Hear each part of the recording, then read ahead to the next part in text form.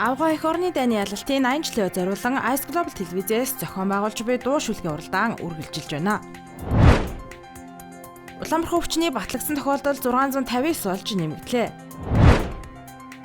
Хөтөж орчуулагчид горих тэрэлжийн байгалийн цогцлборт газрын хог хаягдлыг цэвэрлжээ.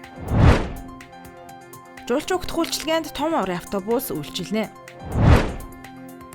Бага насны хүүхдийг хүчирхийлээд оргон зайлсан этгээдийг баривчлан авчирлаа. Зам тээврийн мэрэгчлэлийг Ирхүү хотод бэлтгэхэд хамтран ажиллана. Ice Global-ийн цөөн хормын мэдээ эхэлж байна. Дуу шүлгээ унш. Тэхи. Ice Global телевиз агуулгын сэдэв дуу шүлгийн уралдаан зохион байгуулж байна. Ice Global телевиз авгаа эх орны дайны ялалтын 80 жилийн зориулан цэрэг эх орны сэдэвтэй дуу шүлгийн уралдааныг зарлаад байна. Уралдаанд оролцохын тулд манай телевизийн цахим хуудсанд байршуулсан журамтай танилцаж, асуулт бүхий хуудас бүглэж дуу шүлгийн бичлэгийн хамт илгээх юм а. Хоть мне 25, городом течи, покажи воды. Дуу шүлгийн уралдааны ялагч өр 3 сая төгрөг хожно. Өндөр шагналын сантай уралдаанд үзэгч таныг урьж байна. Ice Global телевиз агуулгын сэдэв дуу шүлгийн уралдаан зохион байгуулж байна. Шагналын сан 14 сая төгрөг.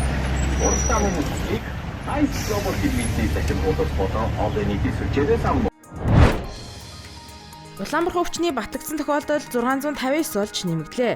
Өнөөдрийн байдлаар халдварт өвчин судлалын үндэсний төвд 158 хүн хэвтэн эмчилүүлж байгаа бол гэрээр 3 хүн эмчилүүлж байна. Өвчний с ิจ гтэй 38 хүн байна. Улаанбарханы халдвартай хүнтэй харьцсан хүний тоол 11539 болжээ. Халдварын тохиолдол бүртгэгдчихсэнээс хойш нийт 498 хүн эдгэрсэн байна. Халдвар ихэвчлэн ерөнхий боловсролын сургуульд голомтлон гарсан хിവэр байна. Иймд багш сурагчид халдвараас сэргийлэхэд Улаанбарханы эсрэг вакцинд хамрагдаж өөрийгөө болон бусдыг Улаанбархан өвчнөөс хамгаалаарай.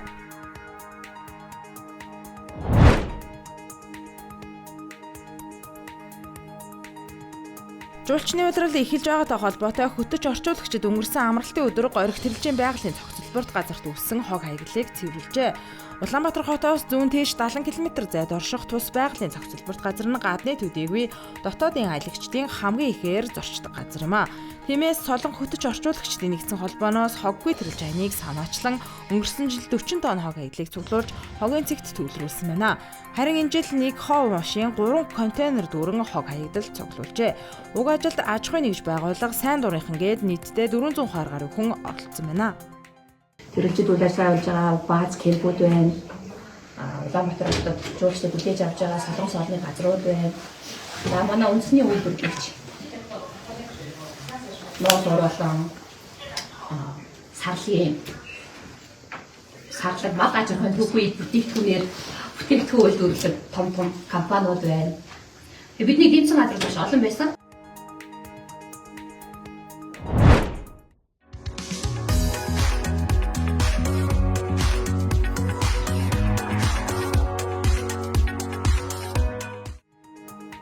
Аялал жуулчлалын бизнес эрхлэгч аж ахуйн нэгж байгууллагууд тус тусын унаагаар зочноо тосоод буцахтаа төгжрөлд орж тавгүй сэтгэгдэл төрүүлэх явдал гарч байна. Тиймээс нэгдсэн үйлчилгээг үзүүлэх саналыг нийслэлд тавьжээ. Компаниудын тавьсан саналын дагуу нийтийн тээврийн бодлогын газраас 45 хүний судалтай тохилог автобусаар үйлчлэх, мөн эдгээр автобусыг нэгдүгээр игнээгээр зорчуулах боломжтой гэдгийг хэлсэн байна. Энэхүү нэгдсэн зохион байгуулалтад оруулж чадвал жуулчин тосготой холбоотой төгжрөлд үзүүлэх нөлөөллийг бууруулж, зочдыг төрөн шуурхай хүргэх нэгдсэн системтэй болох зэрэг давуу тал үүсэх юм а.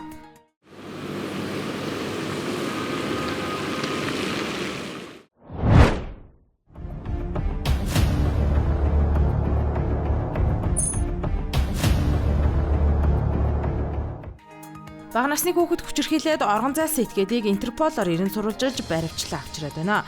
Тодорхойлбол Интерполийн улаан буланд зар мэдээгээр олон улсын хэмжээнд 90 сурвалжилж байсан бээг бүгд найрамдах Киргиз улсаас шилжүүлэн авах тусгай ажиллагааг холбогдох албаныхан зохион байгууллаа. Уг этгээд нь 2023 онд эрүүгийн хэрэгж шалгагдж байхдаа оргон зайлсан бөгөөд Интерполийн шугамаар зохион байгуулсан тусгай ажиллагааны үр дүнд 2024 оны 9-р сарын 30-ны өдөр Киргиз улсын нутаг дэвсгэрт баривчлуулжээ. Улмаар ийхүү шилжүүлэн авчираад мөрдөн шалгах ажиллагааг явуулж эхэлжээ. Цагдаагийн байгууллагаас гадаад улсад орон зайлж олон улсын хэмжээнд эрен сурвалжлагдж байгаа этгээдүүдийг олж тогтоох, шилжүүлэх болон албадан авчрах ажиллагааг идэвхтэй үргэлжлүүлэн зохион байгуулж байгаа тул гадаад улсад орон зайлсан эрен сурвалжлагдж байгаа иргэд өөрсдийн сайн дураар Монгол улсад ирж цагдаа, уйл сахиулах байгууллагуудтай хамтран ажиллахыг анхааруулж байна.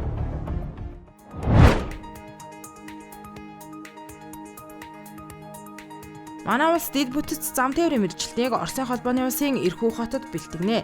Ирхүү хотын зам харилцааны их сургуульд Орон Сибирь алс дорнодын нутаг дэвсгэртэй тэргүүлэгч ууган сургуулиудын нэг. Тус сургууль орчин үеийн шинэ хэрэгцээтэй чиглэлээр мэргэжлийн ангиудыг шинээр нээж байгаагийн зэрэгцээ хуучин бэлтгэж байгаа мэргэжлийн чиглэлээ улам боловсронгүй болгожээ. Тиймээс зам тээврийн салбарын бүтээн байгуулалтад гар бие оролцох инженер, техникийн ажилтан, мэргэжсэн ажилчдыг тус тус бэлтгэх, Оросын холбооны улсын засгийн газрын тэтгэлэгт хамруулах талаар зам тээврийн сайд Дэлгэр сайхан Оросын холбооны улсын Ирхүү хотын зам харилцааны их сургуулийн ректор Трофимовтай санал солилцож хамтран ажиллахаар тохиролцжээ. Ice Global-ийн цөөн хормын мэдээ байла. Ажлын амжилт хүсье.